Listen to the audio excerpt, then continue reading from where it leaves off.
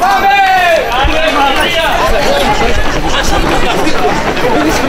Τι έχεις, τι έχεις. Θα έχω εγώ, δίπλα μου. Μπλούζα. Παλικάρι, μπλουζάκι. Μπράβο, μπράβο.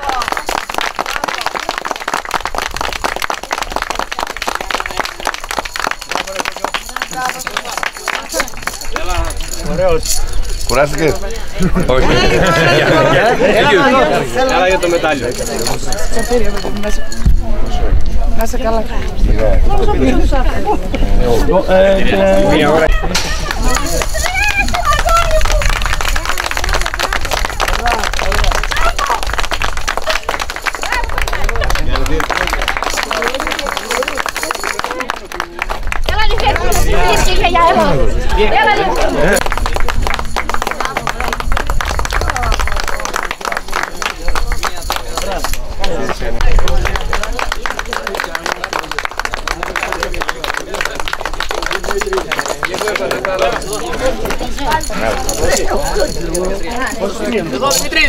Δημήτρη! Μία και 5.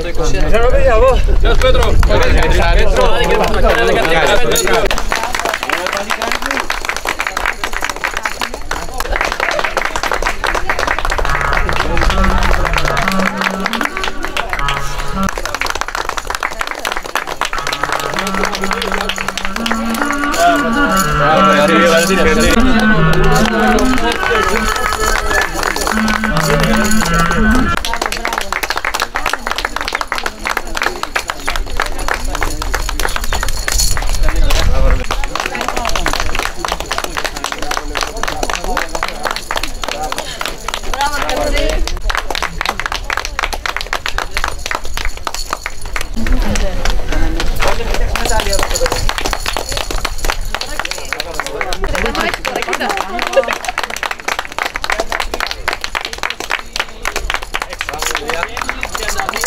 Εδώ, παιδιά!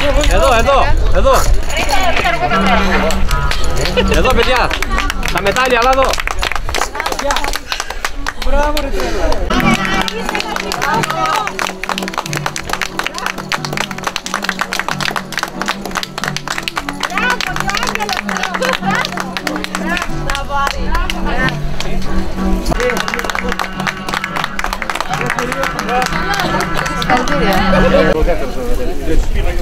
Μπράβο Σπύρο.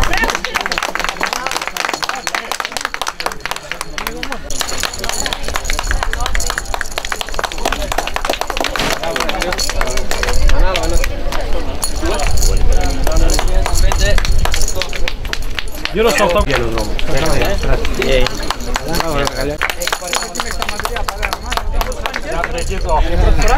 Μπράβο ρε Πύριο.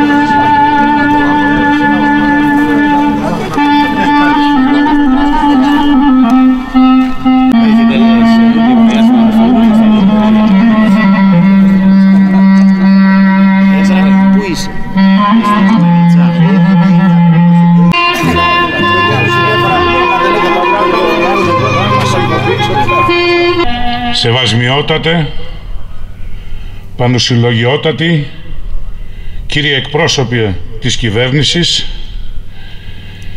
κύριοι εκπρόσωπε του Προέδρου της Βουλής των Ελλήνων, κυρία εκπρόσωπε του Αρχηγού της Μίζωνος Αντιπολίτευσης, κύριε Περιφερειάρχα Ηπείρου,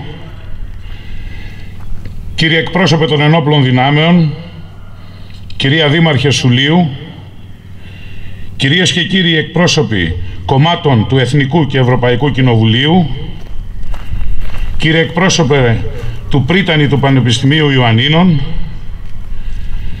κύριοι εκπρόσωποι της Αεροπορίας και των Σωμάτων Ασφαλείας, κύριοι εκπρόσωποι της Πανυπηρωτικής Συνομοσπονδίας, κύριοι αντιπεριφερειάρχες, κυρίες και κύριοι δήμαρχοι, κυρίες και κύριοι πρόεδροι Δημοτικών Συμβουλίων, κυρίες και κύριοι αντιδήμαρχοι, κυρίες και κύριοι εκπρόσωποι φορέων και συλλόγων, κυρίες και κύριοι περιφερειακοί και δημοτικοί σύμβουλοι, αγαπητοί προσκυνητές,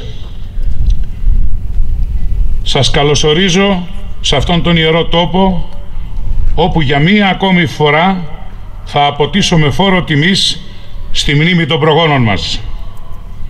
Μνήμες και ανδρακαθήματα που υποχρέωσαν διαχρονικά μεγάλες προσωπικότητες ανά τον κόσμο να επενέσουν την ανδρεία του Έλληνα, όπως η φράση του Winston Churchill στο εξής: δεν θα λέμε ότι οι Έλληνες πολεμούν σαν ήρωες, αλλά ότι οι ήρωες πολεμούν σαν Έλληνες. Φίλες και φίλοι, οι μνήμες των προγόνων μας, των ηρώων του Σουλείου, καθώς και οι χρυσές σελίδες που πρόσθεσαν στην ιστορία μας, είναι πάντοτε επίκαιρες, είναι πάντοτε χρήσιμες σε όλους μας. Διανύσαμε τη δυσκολότερη περίοδο μιας πρωτοφανούς οικονομικής και κοινωνικής κρίσης. Παρά τις τεράστιες πληγές της, επιδείξαμε σαν κοινωνία υπομονή. Μάθαμε από τα λάθη του παρελθόντος, προσπαθήσαμε και γινόμαστε καλύτεροι. Θεωρώ ότι πλέον σκεφτόμαστε περισσότερο όρημα, πιο ψύχραιμα και πιο συνετά. Οι πρόγονοί μας, οι ήρωες του Σουλείου, αγωνίστηκαν κάτω από πολύ πιο αντίξωες συνθήκες. Όπλο τους ήταν το υψηλό αίσθημα για την ελευθερία και την αξιοπρέπεια.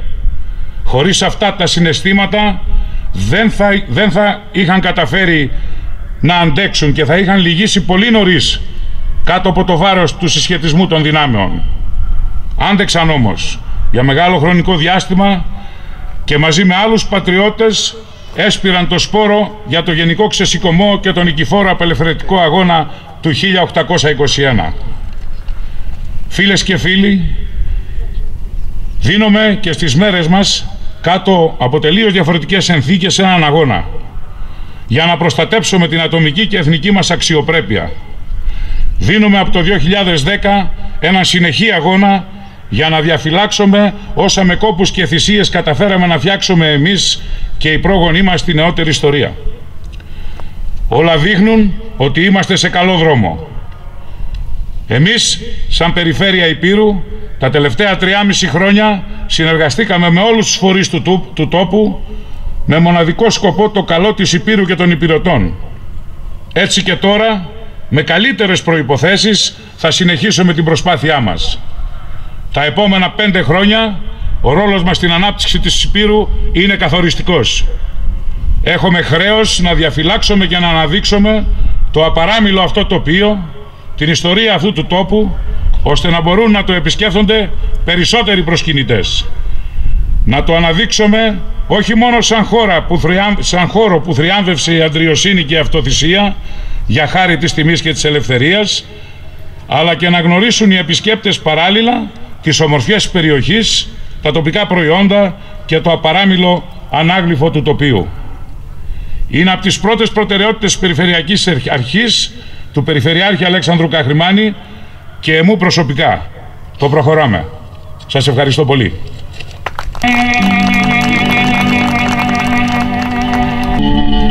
Σεβασμιότατε, κύριε εκπρόσωποι της κυβέρνησης, κύριε εκπρόσωποι της Βουλής των Ελλήνων, κύριε Περιφερειάρχη, κυρία Δήμαρχε του Σουλείου, κύριε Αντιπεριφερειάρχη, κυρίες και κύριοι εκπρόσωποι των δικαστικών, αστυνομικών, στρατιωτικών και διοικητικών αρχών, ευλαβείς προσκυνητές, συγκεντρωθήκαμε σήμερα εμείς οι χιλιάδες σε χώρο ιερό στο λίκνο της Ελευθερίας για να τιμήσουμε αυτούς που θυσιάστηκαν στο όνομα του απόλυτου και υπέρτατου αγαθού, στο όνομα της ελευθερίας. Μεγάλη τιμή να εκφωνήσω τον πανηγυρικό της ημέρας, προπαντός με την ιδιότητά μου ως Προέδρου του Συλλόγου «Οι Φίλοι του Σουλείου». Υπενθυμίζω ότι ο πρόδρομος σύλλογος των Φίλων του Σουλείου, μαζί με τον αείμνηστο πρώτο πρόεδρό του, τον εκ της Παραμυθιάς καταγόμενο ιστορικό και λόγιο Βασίλη Κραψίτη, ήταν οι προτεργάτες της τέλεσης των Πανελληνίων εορτών στη μνήμη του αγώνα των Σουλιωτών, οι οποίες και πραγματοποιήθηκαν για πρώτη φορά την 30η Απρίλη του 1961. Υπενθυμίζω επίσης ότι ο Σύλλογος Οι Φίλοι του Σουλίου είναι ο σύλλογος θεματοφύλακας της ιστορίας των Σουλιωτών, με τις αλλεπάλληλες εκδόσεις ιστορικών κειμένων και αρχείων γνωστές σε όλους ως μνήμη Σουλίου, αλλά και με τις ανεγέρσεις πρωτομών και μνημείων, όπως μπορείτε να παρατηρήσετε στον ιερό χώρο του Σουλίου και στην πόλη της Παραμυθιάς. Αγαπητοί προσκυνητές και φίλοι, η εκφώνηση ενός πανηγυρικού έχει πάντοτε διλημματικό χαρακτήρα για τον τρόπο που θα προσεγγίσει ο ομιλητής το θέμα. Οι ταξικές, κοινωνιολογικές και βαθιστόχαστες αναλύσεις κάποιου ιστορικού γεγονότος κάλλιστα μπορούν να γίνουν αντικείμενο κάποιου συγγράμματος ή προσέγγισης στις πανεπιστημιακές αίθουσες. Δεν προσφέρονται όμως σε εκδηλώσεις με επιτειακό και προσκυνηματικό χαρακτήρα. Εξάλλου, με την ιδιότητα του Προέδρου Φίλοι του Σουλίου, όπως προείπα, έχω χρέος από αυτό το βήμα να δώσω απάντηση σε όλους αυτούς τους σύγχρονους αποδομητές της ιστορίας, σε αυτούς που στρεβλώνουν ή θυλιμμένα ή αθελά τους τα ιστορικά γεγονότα, σε αυτούς που επιχειρούν την απομυθοποίηση του Σουλίου και των Σουλιωτών. Οφείλω όμως το σύντομο χρόνο που έχω στη διάθεσή μου να αναφερθώ όχι μόνο στους αγώνες της προεπαναστατικής περίοδου εναντίον του τύραννου Αλή, η οποία και σας είναι λίγο πολύ γνωστή, αλλά και στη μέγιστη συμβολή των Σουλιωτών κατά τη διάρκεια της Επανάστασης σε όλα τα μήκη και πλάτη της επαναστατημένης Ελλάδας. Αυτή η συμβολή δεν έχει αναγνωριστεί ούτε εκτιμηθεί στο βαθμό που θα έπρεπε.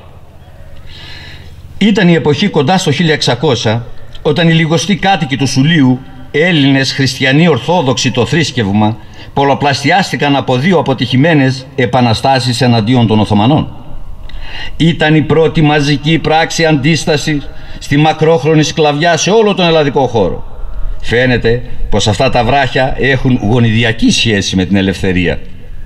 Τότε που ο παραμυθιώτης, εθνομάρτυρας, Μητροπολίτης Τρίκης, Τρικάλων δηλαδή, Διονύσιος ο φιλόσοφος, με 1000 περίπου κατοίκους της γύρω περιοχής, βάδισε εναντίον των Ιωαννίνων.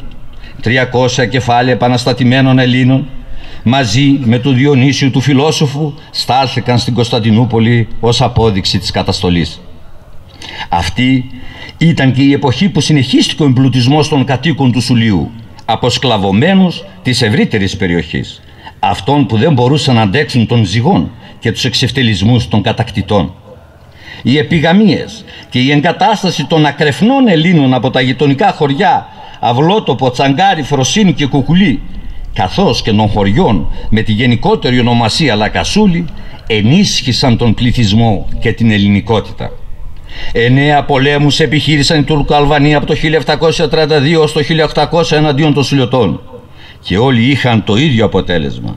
Μυθικές μορφές και ήρωες αναδείχθηκαν, ονόματα που θα μείνουν χρυσά γράμματα στην ιστορία του γένους μας. Τζαβελέοι, Μποτσαρέοι, Δρακέοι, Κουτσονικέοι, Δαγκλέοι, Ζαρμπέοι και πολλοί ακόμα με λιγότερο γνωστά ονόματα, αλλά με μέγιστη συνεισφορά.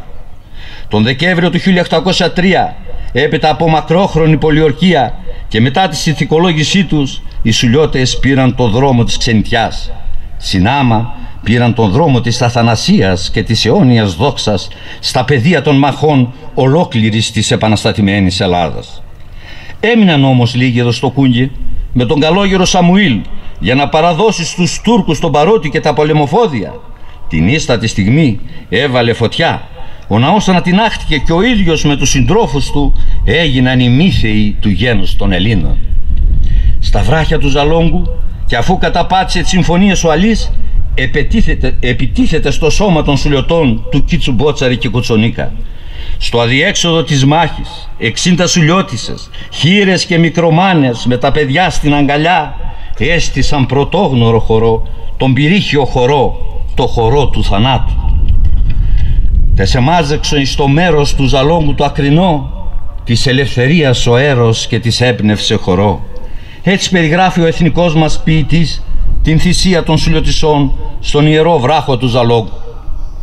Την 19η Δεκεμβρίου του 1803, η δέσπο Γεωργάκη Μπότση με τις θυγατέρες και τις νύφες στο χωριό Ρενιάσα, Στον πύργο του Δημουλά έβαλε φωτιά στα φυσίγια, προτιμώντας ηρωικό θάνατο από την ατίμωση. Το ίδιο μονοπάτι δόξας διάβηκε και 17χρονη Λένη του Μπότσαρη εκεί στα νερά του Αχελώου, όταν οι Τουρκαλβανοί επιτέθηκαν στους έγκλους τους Σουλιώτες στη Μονή Σέλτσου. Αγαπητοί προσκυνητές και φίλοι, ένα μεγάλο μέρος του λαού μας νομίζει ότι η συνεισφορά των Σουλιωτών στην ανεξαρτησία της πατρίδας μας εξαντλείται με τους αγώνες εναντίον του Αλή Πασά και την πτώση του Σουλίου το 1803. Πολλοί επίσης ιστορικοί και λόγοι υπερτονίζουν την προεπαναστατική συνεισφορά τους, ξεχνώντας ή βάζοντας σε δεύτερη μοίρα τη συμβολή τους καθ' όλη τη διάρκεια του αγώνα. Δεν είναι υπερβολή να ισχυριστώ ότι σχεδόν δεν υπήρχε μάχη των επαναστατημένων Ελλήνων εναντίον του κατακτητή που να μην συμμετείχαν Σουλιώτες. Από όλα τα γέννη των Ελλήνων, οι Σουλιώτες είχαν την μέγιστη συμβολή, είχαν την πρωτοκαθεδρία στον αγώνα για την ανεξαρτησία της σκλαβωμένης πατρίδας. Πολέμησαν σε όλον τον επαναστατημένο λαδικό χώρο, πότισαν με το άγιο αίμα τους κάθε σπιθαμή ιερής ελληνικής γης. Δεν δίστασαν να συμμαχήσουν σε συνεννόηση με τους υπόλοιπους επαναστατημένους Έλληνες με τον προαιώνιο εχθρό τους Αλή Πασά εναντίον των Τούρκων. Σκοπός ήταν να καθυστερήσουν τον Χουρσίτ Πασά στα Γιάννενα, δίνοντας την ευκαιρία στους Έλληνες του Μοριά να εδραιώσουν την επανάσταση και τις θέσεις τους. Μέρα και νύχτα, η μία μάχη μετά την άλλη, σε τόπους γειτονικούς που όλοι γνωρίζετε. Στα Λέλοβα, στην Πρέβεζα, στις Βαριάδες, στα Δερβίτζανα, στα Πέντε Πηγάδια, στην Πάργα, στην Άρτα, στην αποτεχημένη μάχη του Πέτα τον Ιούλιο του 1822 με την θυσία των Φιλελλήνων, στη μάχη της Πλάντζας, σημερινής Αμμουδιάς, εκεί που βρήκε ηρωικό θάνατο ο Κυριακούλης Μαυρομιχάλης, ο αρχηγός του σώματος των Μανιατών που είχαν στείλει σε βοήθεια οι επαναστατημένοι Έλληνες. Μετά τον θάνατο του Αλή και την επικράτηση του Χουρσίτ ακολούθησε ένα σύντομος δεύτερος ξεριζωμός στα Επτάνησα και μετά πέρασαν κρυφά στην αγωνιζόμενη Ελλάδα. Γράφει ο ιστορικός Παπαρηγόπουλος: η επανάσταση από του Σουλίου κατεκριμνεί στη διαμιάς εις Μεσολόγγιον. Και να συμπληρώσω ότι η αύτερη νίκη μετακινήθηκε από τα βράχια του Σουλίου στο ηρωικό Μεσολόγγιο. Επιγραμματικά και λόγω του περιορισμένου χρόνου θα αναφέρω χρονολογικά μερικές μόνο μάχες. Πρώτη πολιορκία του Μεσολογγίου φθινόπωρο του 1822 με υπερασπιστές εκτός των άλλων Μάρκο Μπότσαρη και Κίτσο Τζαβέλα. Μάχη κοντά στο Καρπενήσι, στο Κεφαλόβρυσο, εκεί που βρήκε ηρωικό θάνατο ο αητός του Σουλίου, ο θρυλικός και πολυήμνητος Μάρκος Μπότσαρης. Στις μάχες της Καλιακούδας και της Άμπλιανης, στου Κρεμιδίου, χωριό κοντά στη Μεθόνη, στο άλλο άκρο της επαναστατημένης Ελλάδας, εναντίον των δυνάμεων του Ιμπραήμ Πασά. Στη δεύτερη και μοιραία πολιορκία του Μεσολογγίου, εκεί που υπήρξε το αποκορύφωμα του αγώνα και ιδιαίτερα με την τραγική τους έξοδο. Δεν χωράει ο νους του ανθρώπου σε ποιο σημείο αυτοθυσίας και αυταπάρνησης έφτασαν οι πολιορκημένοι για την ελευθερία τους και την δόξα της Ελλάδας. Στη μάχη της Αράχοβα στο πλευρό του Γεώργιο Καρασικάκη, στις 3 μάχες του Διστόμου και τέλος στις μάχες του Κερατσινίου στην πολιορκία της Ακρόπολης και στον Ανάλατο, εκεί που χάθηκε ο ανθός των Σουλιωτών. Δυστυχώς όμως τον τελευταίο καιρό γινόμαστε μάρτυρες μιας απομυθοποίησης γενικότερα της ελληνικής ιστορίας και ειδικότερα του αγώνα των Σουλιωτών. Είναι αυτοί που οι αποκαλούμενοι αποδομητές που αμφισβητούν όχι μόνο τα γεγονότα και την ίδια την ελληνικότητα των Σουλιωτών με το επιχείρημα να ξαναγραφτεί η ιστορία χρησιμοποιώντας νέα θεωρητικά και ερευνητικά εργαλεία. Πράγματι οφείλουμε κάθε εποχή υπό το φως νέων ιστορικών πηγών και ιδεών να διορθώνουμε, να συμπληρώνουμε και μερικές φορές να αναθεωρούμε τα ιστορικά γεγονότα. Σε καμία όμως περίπτωση δεν δικαιούμαστε σε συστηματική διαστρέβλωση από ιδεολογικές παροπίδες και εθνοαποδομητικές αντιλήψεις. Οι νέες ιστορικές πηγές που έρχονται στο φως της δημοσιότητας, όπως οι Σουλιωτών γενεαλογίες των εκκλησιαστικών, αστυνομικών, δικαστικών αρχών της τότε ρωσοκρατούμενης και μετέπειτα γαλλικής και αγγλικής Κέρκυρας, επιβεβαιώνουν περίτρανα εκτός των άλλων και την ελληνικότητα των Σουλιωτών. Αμφισβητούν ότι υπήρξε η ανατείναξη του Κουγκίου όπως την γνωρίζουμε. Αμφισβητούν το ολοκαύτωμα της Δέσπος στη Ρενιάσα. Αμφισβητούν ακόμα και το ύψιστο εθνικό μας σύμβολο, τον χορό του Ζαλόγκ. Ιδού πως περιγράφει η ιέρεια της αμφισβήτησης τα γεγονότα στο Ζάλογκο. Μέρος των γενικόπαιδων κατακριμνίστηκε αποθούμενο στην άκρη του γκρεμού από τους οπισθοχωρούντες μαχητές. Δηλαδή, οι Σουλιώτισσες δεν προτίμησαν αυτοβούλο στον θάνατο από τη σκλαβιά, αλλά από λάθος μπορεί και να τσαλαπατήθηκαν από τους άντρες και τα αδέρφια τους ένεκα της στενότητας του χώρου, όπως έναν σύγχρονο ποδοσφαιρικό αγώνα ή ίσως όπως την προκυμαία της Σμύρνης που εύστοχα αναφέρει στο βιβλίο του «Συνοστισμένες στο Ζάλογκο» ο συγγραφέας και κοινωνιολόγος Γιώργος Καραμπελιάς. Όλοι οι σύγχρονοι με τα γεγονότα ιστορικοί και περιηγητές ξένοι και Έλληνες, όπως ο Χριστόφορος Περεβός, όπου και Βίλο Χόλαν και ο λίγο μεταγενέστερος Ιωάννης Λαμπρίδης, δεν έχουν καμία αμφιβολία για τη θυσία των Σουλιωτισσών στο βράχο του Ζαλόγκου. Αντιθέτως, ούτε ένας δεν υπάρχει που να επιβεβαιώνει όλους αυτούς τους αποδομητές της ιστορίας. Ο ανώνυμος Έλληνας στο έργο του «Ελληνική νομαρχία» έγραψε για το χαρακτηρισμό των Σουλιωτών. Οι Σουλιώτες έζουν Ανδρίας ως ελεύθεροι, φιλόξενοι ως Έλληνες, και ότι η πόλη εναντίον του τυράννου της Υπήρου θέλει τους αποδείξει ότι η Ελλάς γεννά ακόμα Λεωνίδας και Θεμιστοκλής. Το ότι ένα μέρος των Σουλιωτών υπήρξε δίγλωσσο σε καμία περίπτωση δεν μειώνει την ελληνική τους καταγωγή. Όλα τα σωθέντα σουλιώτικα κείμενα είναι γραμμένα στα ελληνικά. Στα ελληνικά τραγουδούσαν τα περισσότερα τραγούδια τους. Η συνείδησή τους ήταν πέρα για πέρα ελληνική. Οι ίδιοι τοποθέτησαν τους εαυτούς τους στο γένος των Ελλήνων. Γνώριζαν πολύ καλά ότι οι θυσίες τους είναι συνεισφορά στην απελευθέρωση της σκλαβωμένης πατρίδας. Ελληνικό το είναι τους, ελληνική και η ψυχή τους. Αυτούς τους προγόνους, τους ήρωες των ηρώων τιμάμε σήμερα. Οι αγώνες τους διατήρησαν άσβεστη την παράδοση του ελληνικού πνεύματος και τον ηρωισμό της φυλής. Τιμάμε αυτούς που δίδαξαν στο πεδίο της μάχης το υπέρτατο της ελληνικής πατρίδας χρέος. Από εδώ, από το άγριο λιτό και συνάμα επιβλητικό τόπο, τον τόπο που γεννά ήρωες από τους τάφους των προγόνων μας, δίνουμε τον αιώνιον όρκο πίστης στα ιδανικά του ελληνισμού. Ανοσχόμετας καρδίας, η σημερινή ημέρα, ημέρα τιμής και μνήμης των αγωνιστών του Σουλίου, ας είναι για μας ο φωτεινός φάρος για μια Ελλάδα ελεύθερη, ανεξάρτητη και περήφανη. Θέλει αρετή και τόλμη ελευθερία να φωνεί ο ποιητής Ανδρέας Κάλβος, εμπνεόμενος από τους αγώνες και τις θυσίες των προγόνων μας. Χρέος μας λοιπόν το φωτεινό αυτό παράδειγμα ηρωισμού και αυταπάρνησης για μια ελεύθερη πατρίδα να το διαφυλάξουμε ως εθνικό κεκτημένο, ως εθνική παρακαταθήκη στο εθνικό μας εικονοστάσι, ώστε να θυμίζει, να εμπνέει και να καθοδηγεί τις νεότερες γενιές της πατρίδας μας τα σημερινά μας νιάτα. Δοξασμένη και αιώνια η μνήμη τους. Σας ευχαριστώ πολύ.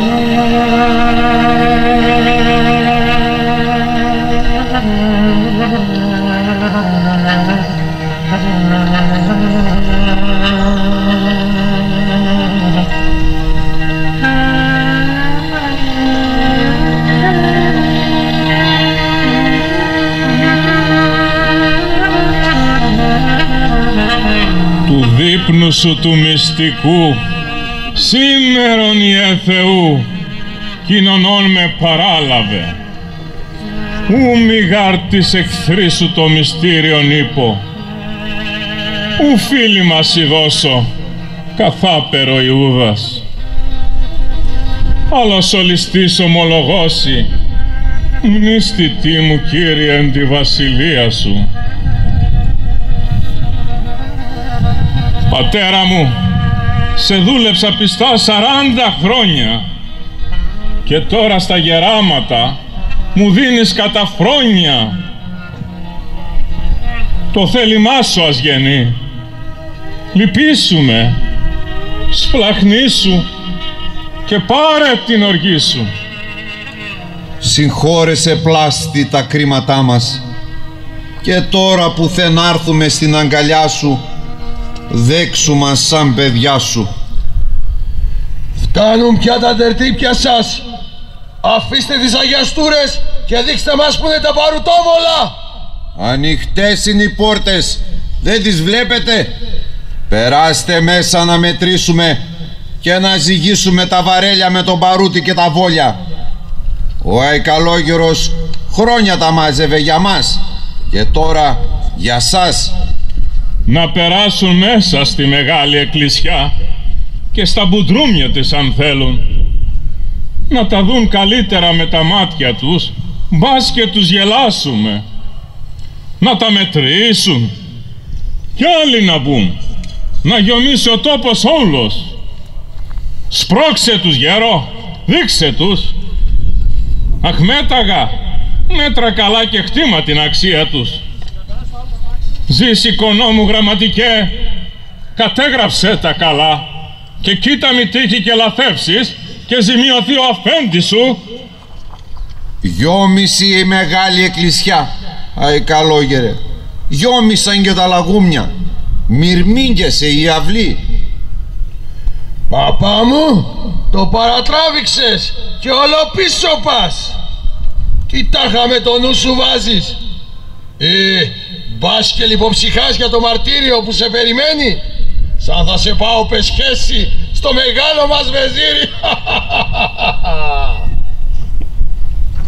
Αλόπιστη, μάθετε το μια για πάντα πως ο καλόγερος Σαμουήλ δεν υπέγραψε ειρήνη, μήτε και υπογράφει. Ο Λάβαρό μας γράφει Σταυρό, Ελλάδα, Λευτεριά. Το σύνθημά μου στάθηκε νίκη ή θάνατος. Σύντροφοί μου, ήρθε η ώρα να υψωθεί το λάβαρό μας πάνω στα ουράνια και μαζί με αυτό και οι ψυχές μας.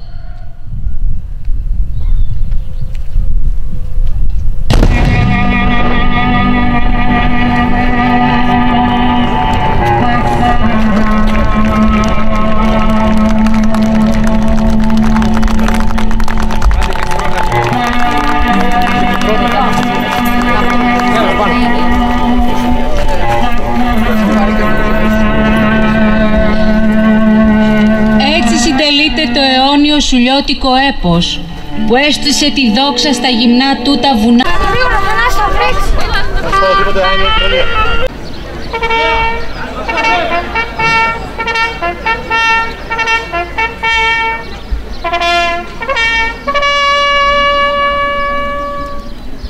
Καλόγερο Σαμουήλ, απόν, έπεσε για την πατρίδα.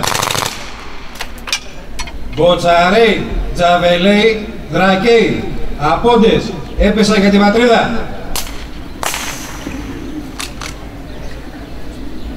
Δαγκλέι, Ζερβέι, Κουτσονικέι, απόντες, έπεσαν για την πατρίδα.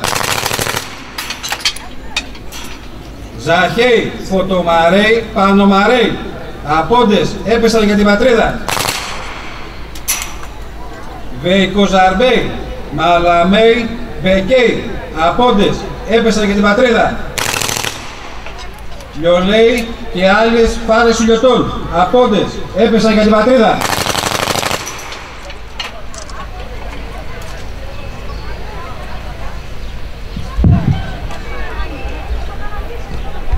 Κατάθεση Στεφάνου. Ο Υφυπουργός Υγείας κ. Αντώνιος Μπέζας ως εκπρόσωπος στην κυβέρνηση.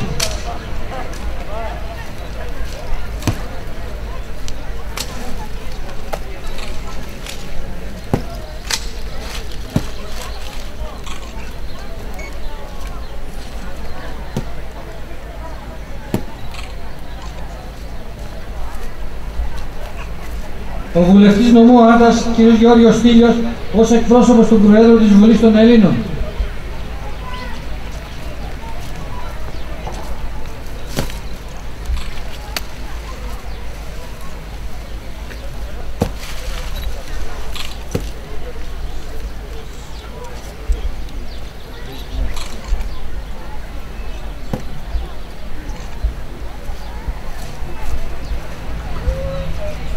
Η βουλευτής Αναστασία Γεωργιαδοβασίλη ως εκπρόσωπος του Αρχηγού του Μίσθωνος Αντιπολίτευσης.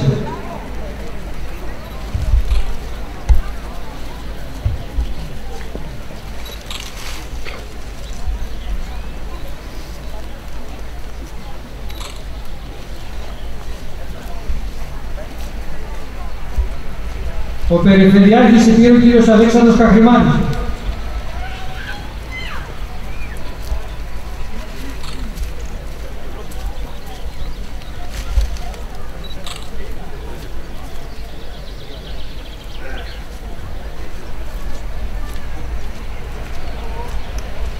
Ο διοικητής του ΓΑΜΑ Σώματος Στρατού ως εκπρόσωπος του Αρχηγού ΓΕΣ.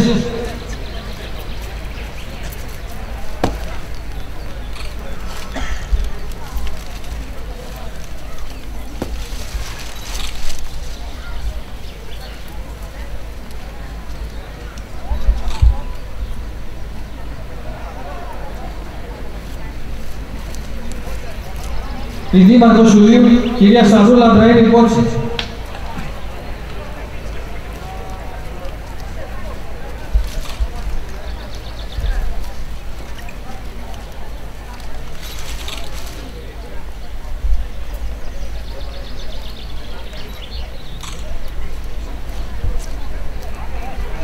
Ο αστυνομικός διευθυντής της Πρωτείας ως εκπρόσωπος της ελληνικής αστυνομίας.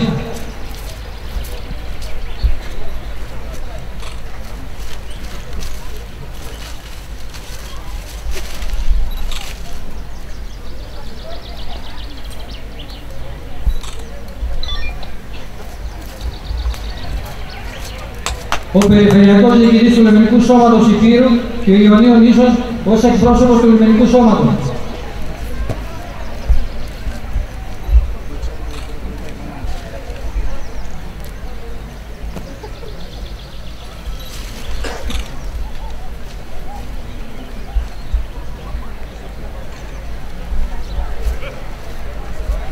Ο Περιφερειακός Διοικητής Πυροσβεστικών Υπηρεσιών Υπήρου ως εκπρόσωπος του Πυροσβεστικού Σώματος.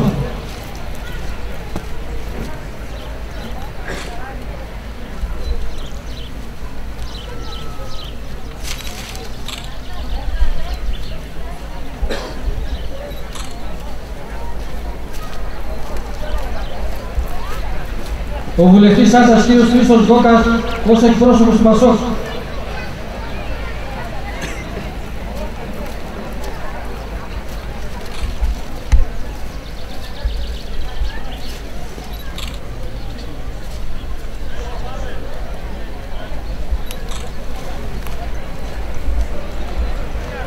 Ο βουλευτής Ζαχαρίας κ. Γεώργιος Δαβρής ως εκπρόσωπος των Ανεξάρτητων Δημοκρατικών Βουλευτών.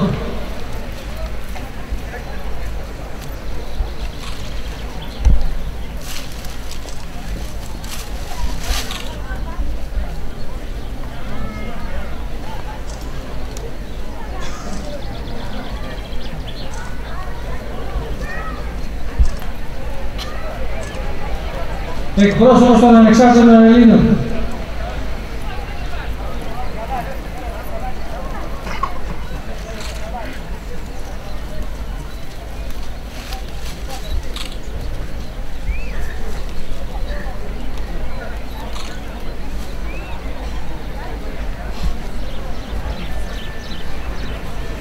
Εκπρόσωπος του Λαϊκού Συνδέσμου Χρυσή Αυγή.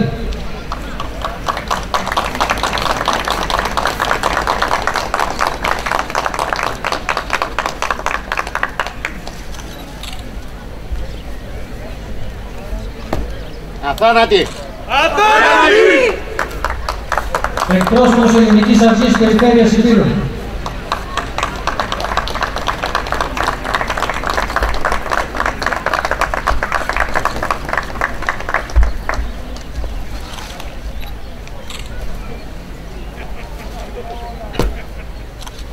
Αθάνατη! Αθάνατη!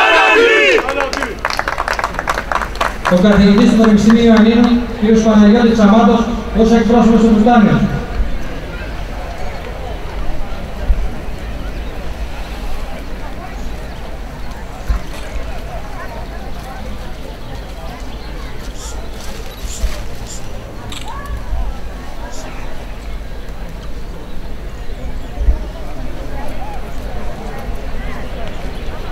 η Αντιδήμαρχος Δήμου Δοδόνης.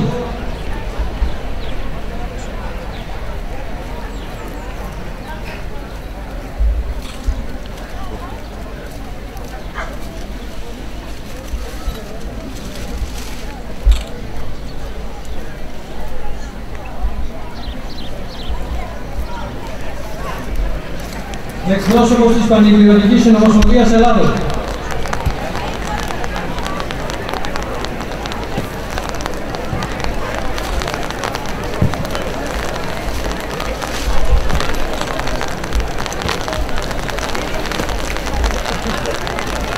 Εκπρόσωπος του Συλλόγου Απανταχού Χιλιοτών.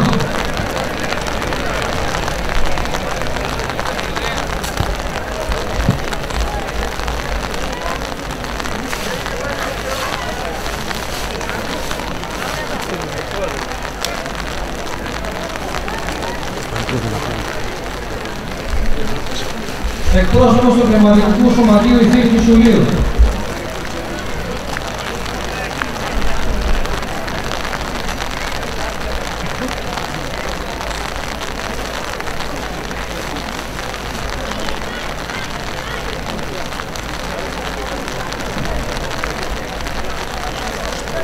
Εκπρόσωπος του Ιδρυτικού Σουλίου.